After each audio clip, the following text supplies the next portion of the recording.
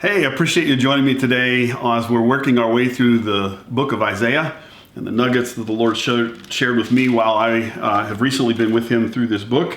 Today we're in Isaiah chapter 8. We're going to start reading in verse 16. We're going to read down through the end of the chapter. Preserve the teaching of God and trust his instructions to those who follow me. I will wait for the Lord, who has turned away from the descendants of Jacob. I will put my hope in him. I and the children the Lord has given me serve as signs and warnings to Israel from the Lord of the heaven's armies, who dwells in his temple on Mount Zion. Someone may say to you, let us ask the mediums and those who consult the spirits of the dead. With their whisperings and mutterings, they will tell us what to do. But shouldn't people ask God for guidance? Interesting. Should the living seek guidance from the dead? Look to God's instruction and teachings. People who contradict his word are completely in the dark. They will go from one place to another, weary and hungry, and because they are hungry, they will rage and curse their king and their God. They will look up to heaven and down at the earth, but wherever they look, there will be trouble and anguish and great dark despair. They will be thrown out into the darkness. Wow, what a passage in Isaiah. Preserve the teaching of the Lord and trust his instructions to those who follow me. I will wait for the Lord. At the end of that verse, in verse 17 or verse 18, I love it. It says, I and the children of the Lord has given me serve as signs and warnings to Israel from the Lord of heaven's armies. Interesting. We serve as signs to the people around us. So preserve the teaching of the Lord, knowing that we serve as signs to those who live around us. It's interesting, in the day we live in, boy, this is so pertinent, right?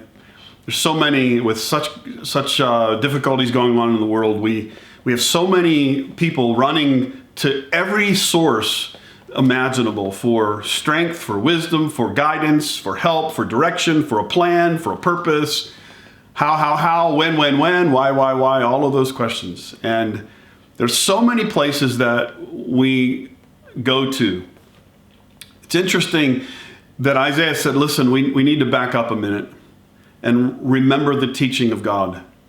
We need to preserve what God has said.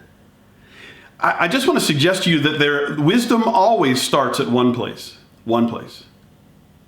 The mediums don't have wisdom. They're not the beginning of wisdom.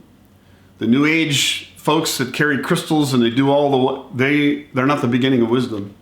Our civil government is not the beginning of wisdom. Our medical professionals are not the beginning of wisdom. There's only one place where wisdom begins, and that's in God. I love Proverbs and the early chapters of Proverbs personifying wisdom and how we need to relate and run after wisdom, or we're going to get ourselves or find ourselves in real trouble really quickly. So, wisdom is so important. And the place that wisdom begins and finishes and ends is in God. And that's why we need to preserve what God says. We need to remember and remind ourselves what God says. He says, I'm going to hope in him. What is your hope in today?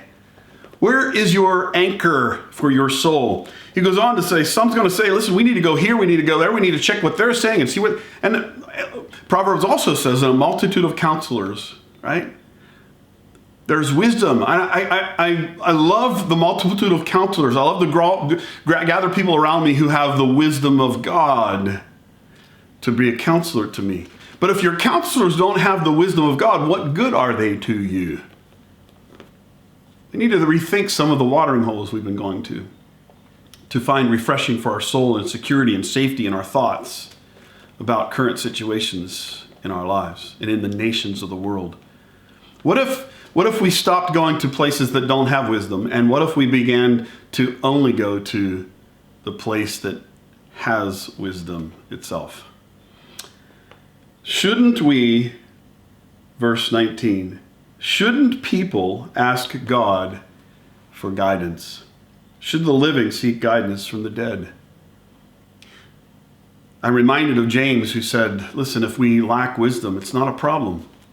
We don't need to feel ashamed or feel like we should have known more than we already know. That's not the point at all. That's the wrong tree. The tree of the knowledge of good and evil means that it's on me. I've got to know right and wrong for myself so that I can force God to bless me because I don't trust him. That's the wrong tree. What if we are lacking wisdom, it's not really the problem. The problem might be where we're trying to find it. If anyone lacks wisdom, let him ask of God, who gives liberally, freely. He doesn't withhold wisdom from us, right? It's in God we will find the wisdom we need to function and fulfill the plan of God, the purpose of why we're on the planet. It's where we'll find safety and security that will calm the storm on the inside of us, even if the storm continues to rage on the outside of us. Look to God's instructions and teaching. People who could contradict his word are completely in the dark. And I close with this thought. Jesus said something about the Pharisees that's really fascinating. They were the religious leaders of the day, and they were the ones, Sadducees and Pharisees, they were the ones who claimed to have the most knowledge. And they actually had a lot of knowledge, and a lot of knowledge about God, by the way. But knowledge about God is not the same as knowing God. He said something to them. He said, listen, you are blind guides trying to lead the blind. I want you to think that thought. Blind guides trying to lead the blind. Why would we, if we needed to go find a way to get to a place we've never been before, why would we ask someone who's never been there either to lead us there?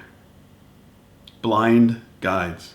Dear ones, I want to strongly encourage you that there's only one place where wisdom flows, and it's from the mouth of God.